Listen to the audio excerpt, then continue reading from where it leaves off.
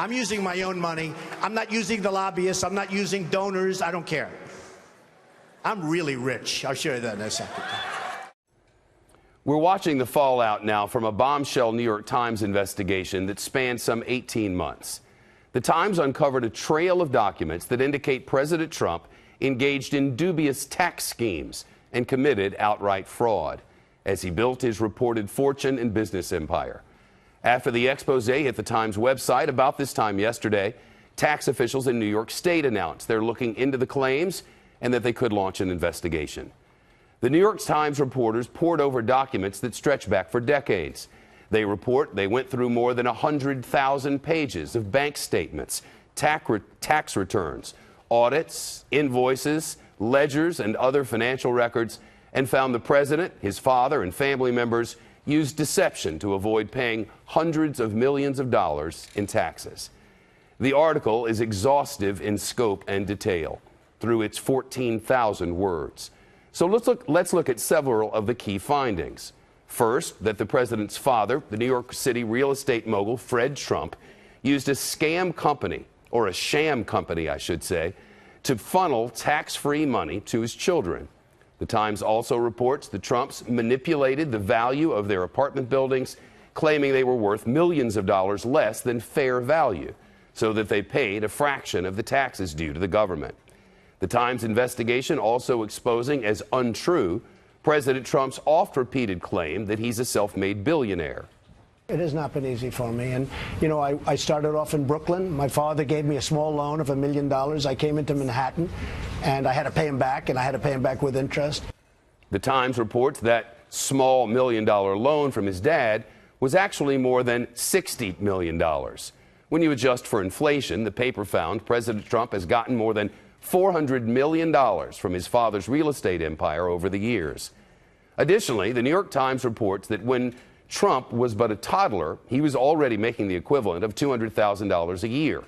It reveals that President Trump's father came to the rescue several times to save his son's failing businesses, sometimes using questionable and potentially illegal loans to keep them afloat.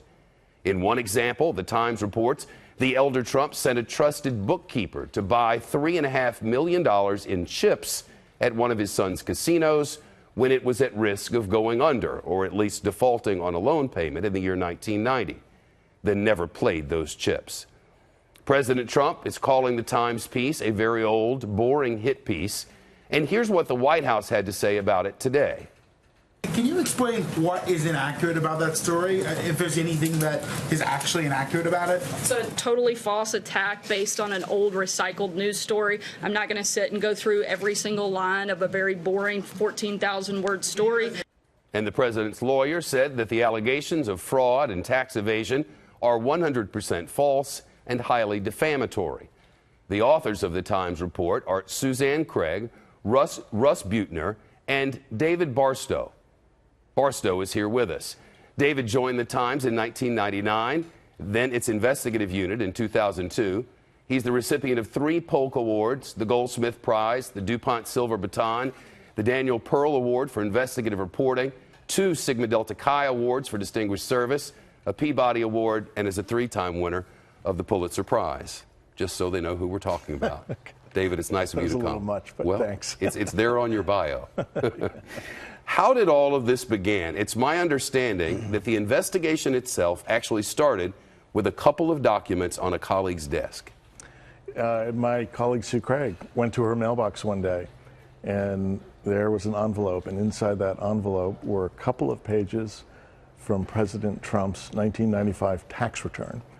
We reported on those documents in the run-up to the election, but it was information that was kind of stunning to us that was in those documents, which was that the president in 1995 showed that he had lost over $900 million.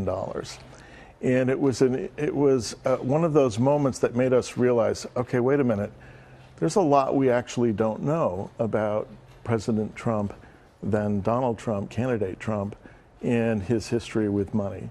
And so that was really the beginning of us deciding, let's dig deeper.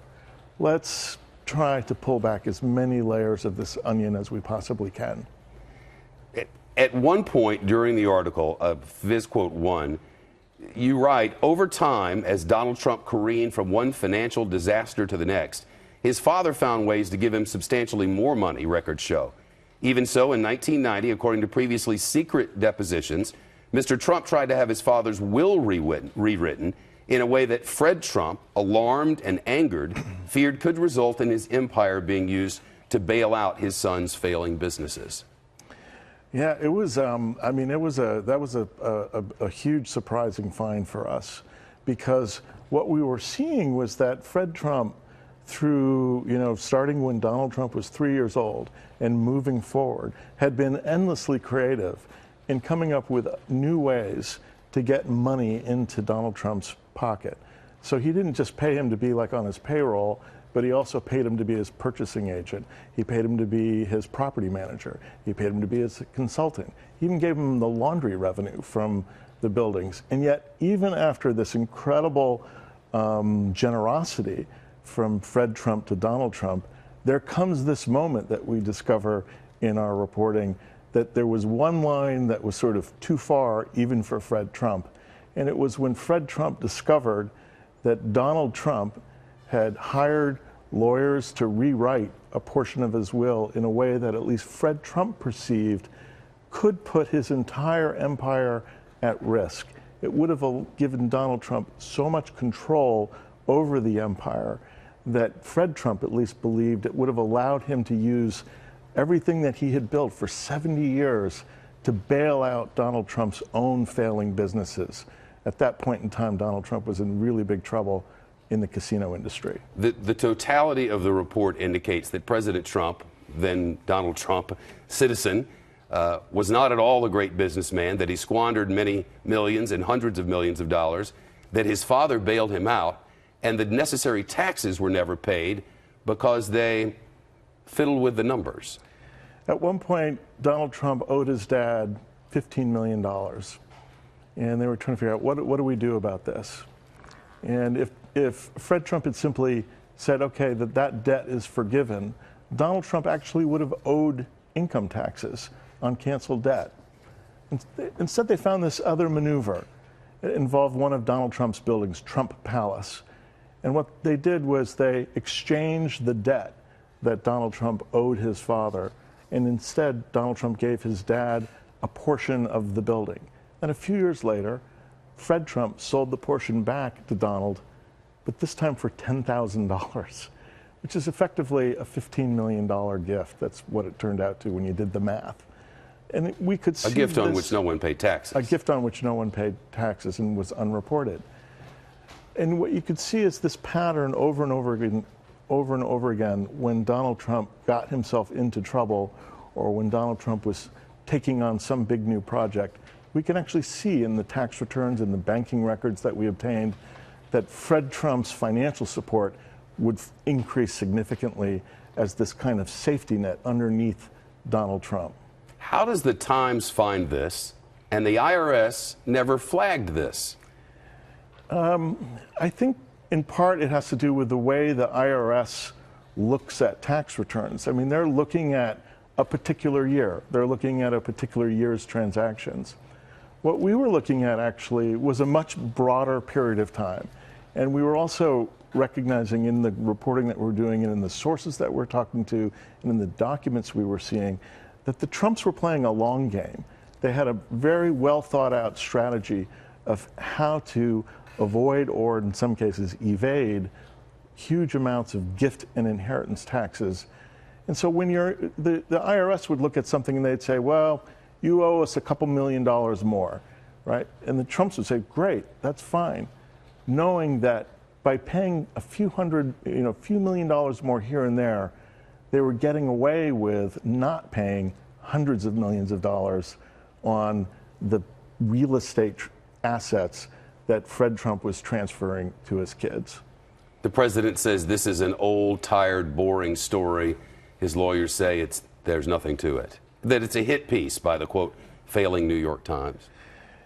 So you can search every story ever written about Donald Trump and every book written about Donald Trump and every TV interview done by Donald Trump, And you will never see any mention anywhere in any of those things of a little company called All County Building Supply and Maintenance.